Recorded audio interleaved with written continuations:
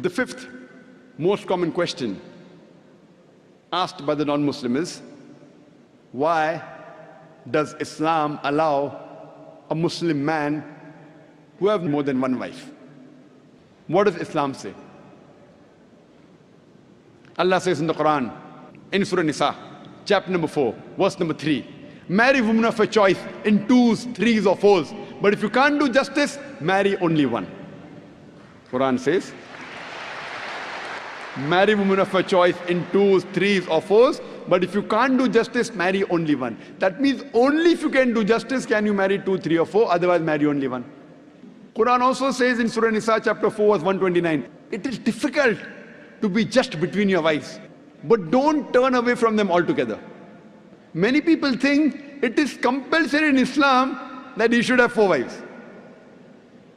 It is not compulsory in Islam to have 4 wives. It is optional. Marrying more than one woman is optional in Islam. It is mubah. But if you marry more than one woman, and if you don't do justice, then you have a problem. So if you marry more than one woman, you should be able to do justice between them. Let us analyze what are the logical reasons why Islam permits a Muslim man to have more than one wife. By nature we know males and females are born in equal proportion. But in the pediatric age itself, you ask any medical doctor, he will tell you that medically the female sex is the stronger sex. The female child has more immunity than a male child. The female child can fight the germs and diseases much better than the male child. So in pediatric age itself, there are more deaths among the male children as compared to female children. So in the pediatric age itself, there are more females as compared to males. There are wars taking place. In the wars, there are more men who are being killed as compared to women. As life goes on, deaths take place due to accidents, due to alcoholism, due to drug addiction, due to disease. In all these cases, more males are dying as compared to females. And today's statistics tell us that the average span of a woman is much more than the average span of a man. Today, there are more females in the world as compared to males.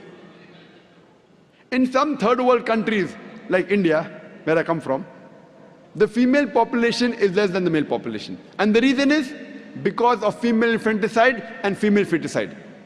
There's a program by the name Let Her Die, under the banner Assignment. It came on BBC, where a British reporter by the name of Emily Beckenin, she says that every day more than 3,000 fetuses are being aborted after they identified that they're females. In India alone, more than 3,000 fetuses are being aborted after they identified that they're females.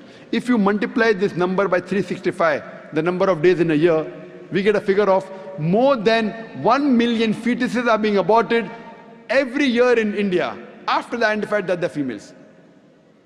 And according to the report of the government hospital of Tamil Nadu, out of 10 females born alive, 4 are put to death. If this evil practice of female infanticide and female feticide stops in India, even in India, in a few decades, the female population will outnumber the male population. Today when we analyze throughout the world, there are more females as compared to males. In New York alone, there are 1 million females more than males. In USA alone, there are 7.8 million females more than males. In UK alone, there are 4 million females more than males. In Germany alone, there are 5 million females more than males. In Russia alone, there are 9 million females more than males. And God alone knows how many millions of females are more than the males throughout the world. If I agree with a non-Muslim that every man should marry only one woman, and suppose my sister or suppose your sister happens to live in USA, and if the market is saturated, every woman has found a life partner for herself. Yet, there will be 7.8 million females who will not find husbands. And if, unfortunately, your sister or my sister happens to live in USA, and if she's amongst one of those 7.8 million females who has not found a husband, what's the option she has? The only option she has is that she either marries a man who already has a wife, or she becomes public property. Public property? Many people say, Dr. Zakir Naik, such a harsh word.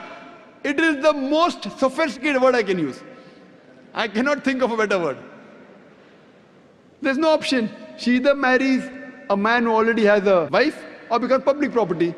In America, having mistresses is very common. The American statistics tell us, on an average, a man has 8 different sexual partners before he settles down with one. 8 different, some may have 5, some may have 10, some may have 20. 8 different sexual partners before he marries. After marriage, how many he has, the statistics doesn't say that. But before he marries, he has on an average 8 different sexual partners. Having mistresses in America is common, no problem. 10, 20, no problem. Having 2 wives doesn't go down their throat. You know, when a woman becomes the second wife of a man, she gets honor, she gets a right. She lives a very peaceful life, with grace, with honor, with all her rights. And when a woman is a mistress, she doesn't get her rights, she has no protection, she leads a life of disgrace. Therefore, Islam permits some men to have more than one wife to protect the woman.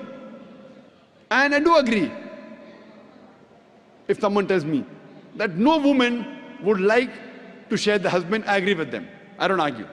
I agree with you that no woman under normal circumstances would like to share the husband. But the Islamic Sharia says, let a small loss take place to prevent a big loss. That means a good Muslimah who knows the situation of the world would not mind sharing a husband to prevent her sister from becoming a public property. You ask any modest woman, would she prefer becoming the wife of a man who already has a wife or becoming public property? Any modest woman would choose the first one.